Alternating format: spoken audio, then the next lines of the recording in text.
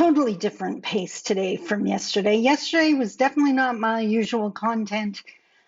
I'm not sure if today is either, even though I did mention it in my book. Today we're going to talk about immigrant envy, and my friend the Froggy is going to help me. So let's talk about it.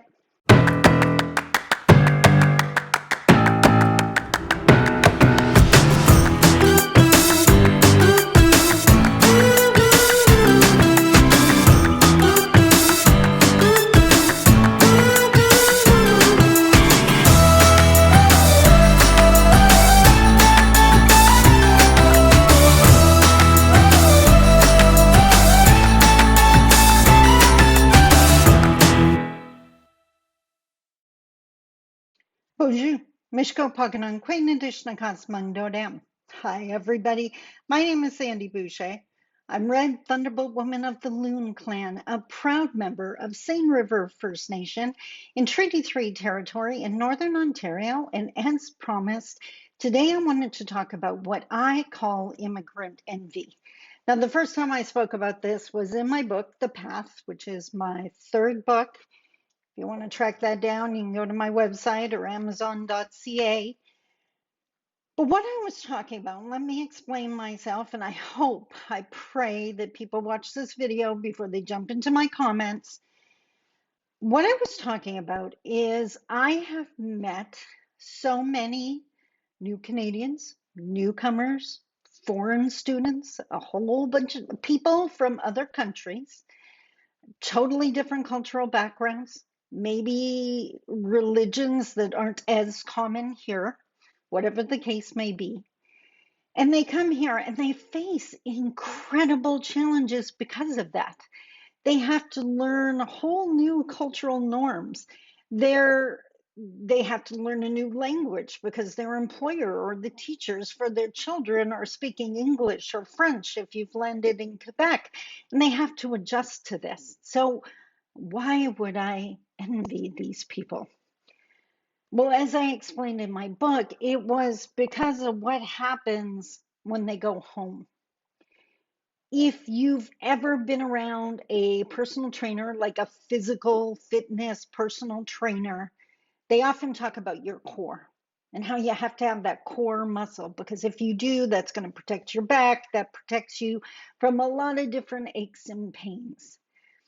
Why I came up with immigrant envy is because these people know who they are. They, at their core, know what they believe. They know their language. They know their culture. They're adapting to an external environment that they now have to learn to live in, but they know who they are. And when they go home, they celebrate their culture, they practice their traditions, they know who they are. They know who they are. That's the phrase you got to focus on, because switch the page now and look at Indigenous youth growing up in our First Nation communities. They are never given the opportunity to develop that core from JK, SK, or just kindergarten. They go to school and are often taught by someone from a different culture. And even when they have an Indigenous teacher, the curriculum is 99.9% of the time not their own. Another culture is already deciding and influencing them. By the time our kids get to be teenagers, they are most definitely confused. The world, i.e., Canada, has highlighted again and again and again that they're different, but they've never learned how they're different. Like every other young person at that age and stage, they want to fit in. But unless they're in a school with just Indigenous kids, they don't. They definitely don't feel that way, except for rare circumstances. Now, I had the opportunity to have this conversation with actually Chief Arnold Gardner, one of our amazing chiefs and elders, and we just lost him in the last year. I was sharing with him, just babbling at an event, and I shared with him, you know what, if I could wave a magic wand that our kids, Indigenous kids, would not leave the communities until they were in high school. They would learn their language, Anishinaabe, Cree, Haudenosaunee, whatever the case may be. They would learn their traditional languages, their cultures, their traditions. They would be hunting and fishing and trapping, all of so they know at their core, one, who they are, and two, already how to provide for themselves and keep themselves alive. At the same time, in their own language, they would be learning math and they would be learning science, probably as land based teachings, but same principles would be applied. And they would be learning English as a second language or French as a second language, so that when they do come out to high school, just like with our new Canadians, yes, they got to adapt to teachers that speak English or French, but they know who they are. They have their core. Our kids are confused from the get go. And seriously, I have such an issue with any system, and Canada has many of them, historically and in present day, just bit my tooth, um, that go after kids. If you want to do something, you want to change something that happens with us, you talk to the adults, you leave our kids alone. But that's not the case. And if that, again, I just want to remind you, if that sounds like some other group or what happens in some other part of the world, you know what? Share this video and comment on that on your own social media, not here, Indigenous centered space.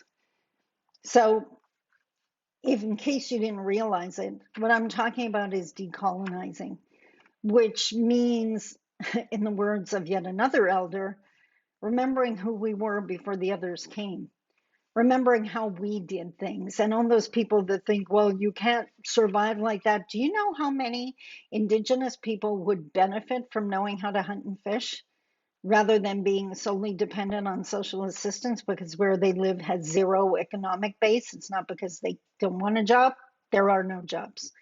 So we can keep the judgment at bay. There is something amazing about knowing how to build a house, how to provide a meal, going hunting, going fishing, knowing how to fill that freezer. And we are fully capable intellectually of learning of who we are as well as how to adapt in the outside world.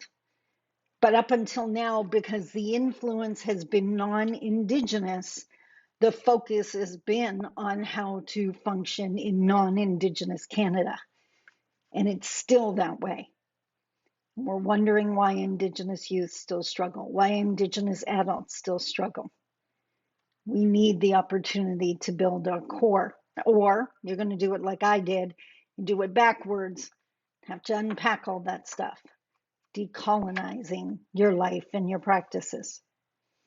I hope that made sense. I hope that totally made sense, because we should all grow up in an environment that teaches us who our ancestors were, what they did, the struggles they faced, so that we have that core. We know what bloodline we're a part of, so that we can hold our head up high. And in Canada, there are just way too many forces at play that want Indigenous to bow their head in shame. I'm just not playing that game. No one should have to. I hope that made sense. Tomorrow, I got something. Oh, tomorrow, a special video. It's a request. We're going to talk about all those cases where someone cut an Indigenous person's hair and why that's an absolute no-go. We're going to talk about it. Until tomorrow, I love you. Take care. Bye-bye.